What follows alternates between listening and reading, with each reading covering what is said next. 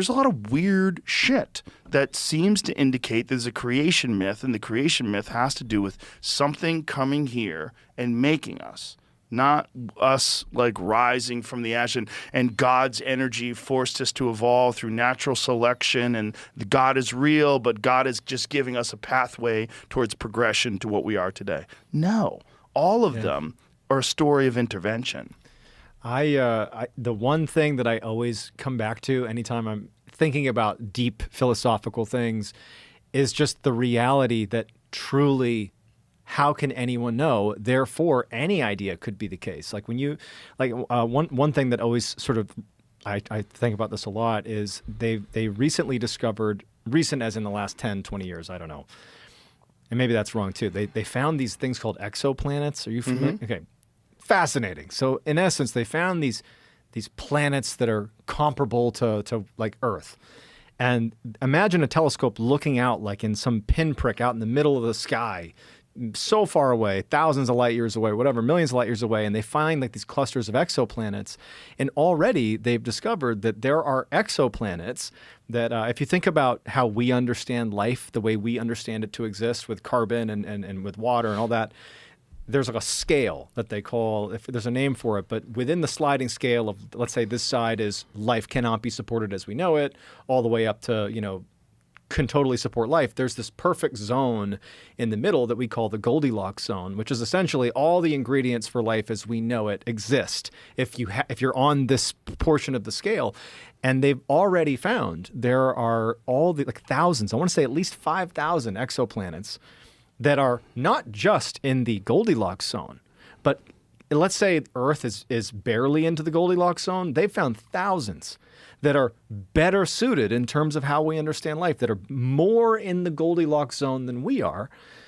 And we have no access to those planets. And that's just looking in one little portion of the universe out there, thousands of them. So here we are today, and it's like, oh, that couldn't have happened 1,000, 2,000 years ago. That's not possible. Give me a break. No one knows. What's happening right now on exoplanet CB12? Yeah. You don't know. And you don't know if they get to a point where they're 100,000 years advanced from us and they have novel propulsion systems that use gravity and bend space and time and don't just use gasoline to rocket across the sky.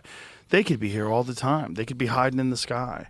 There's too many weird stories of people being like the abduction stories. Oh yeah. Like there's too many weird ones where I don't want to dismiss them.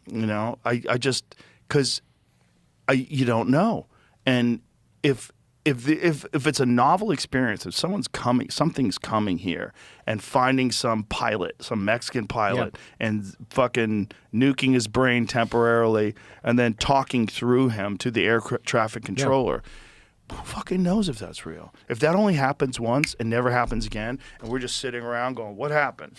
Nothing happened. That was nonsense. Oh. There's always going to be a bunch of people that want to say that, but have you ever heard the recordings of Betty and Barney Hill when they're going through their hypnotic regression? I don't know them well. Crazy. I know that story. The recordings are crazy. I don't know if I've heard the recordings. I know they exist. Yeah, they're talking about like these medical experiments that they're doing on them. And like these people were living in, I think it was the 1950s.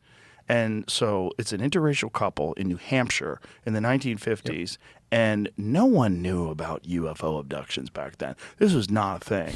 And all of a sudden these people see this light and their car stops working, and then they wake up hours later, they lost time, and they go about their day like something fucking happened. They don't know what. They don't know what's wrong with them, and then they eventually get hypnotized. And both of them independently have these fucking crazy stories of like medical experiments being taken on board this craft. And then so many people have similar stories all throughout the world where they don't have access to this story. They don't have access to, any iconic versions of what a UFO abduction experience is. Yeah. It's not like it's in their memory like, oh, it's Santa Claus came down the... Also, this is pre-social media a lot of this, where like the proliferation of information is just less. Yeah. If you ever read Jacques Vallée's books, he's the guy that they modeled the French scientist in Close Encounters after. Okay. Yeah, he's a guy who's like a legitimate scientist who's been studying this forever. He's very careful about it, and he's a brilliant guy. and he has historical representations of these experiences that go back into the 1700s, the 1800s, and they're all like real similar, like weirdly similar, where you're like, okay, it hasn't happened to me, so I don't know what the fuck is going on, but to dismiss it outright and to be a person who's experienced it and have it dismissed outright would be maddening. Yes. Because like this might be a real thing that's happening. And so now the government is slowly but surely telling us more and more of what they know. But along the way, if you're a cynical person like I tend to be with a lot of this stuff, they're probably also telling us some stuff that's not true so that we connect it to the stuff that is true, and so that it all looks like nonsense, and they can kind of like muddy the water. So you never get a clear picture of what's going on, because I personally believe there's probably some merit to this idea that they've been doing back engineering of craft vehicles. I mean, I would be if I was in charge. If there's actually a real crashed vehicle, of course they're going to try to figure out how it works. And it seems like if you talk to like reliable people that seem to be telling the truth, guys like David Grush, they seem to be telling these stories. Like they have had these things in their possession for decades, for a long fucking time. And these things, and they don't know what it is, and they don't understand how to do it. They don't exactly know what's going on or who's doing it, but they know that we're not alone. Yeah. But where are they coming from? I mean, some people say interdimensional. Some people say interplanetary. I don't know what the fuck those words even mean. Like something's coming from somewhere else, and it's not really here, but it gets here somehow.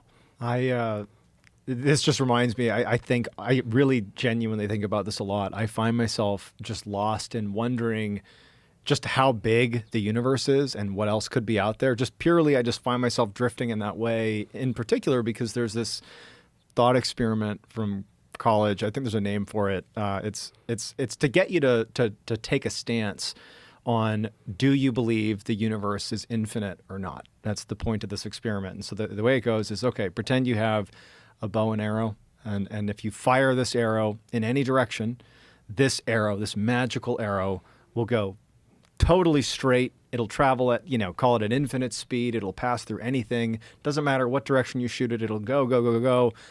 The only thing it can't penetrate is effectively non-existence, where we're like the edge of everything that exists, right? Mm-hmm. And so in college, I remember our professor would say, okay, so pretend we fired this arrow, okay?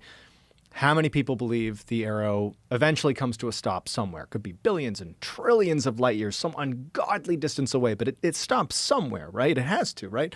How many people think that? And like half the class is like, yeah, I think they could probably stop somewhere in every direction, right? And then the other side of the class is like, oh, well, no, like it's just so big. Like the universe just goes on forever. It's got to be infinite. The arrow just continues on infinitely. And he's like, okay, great.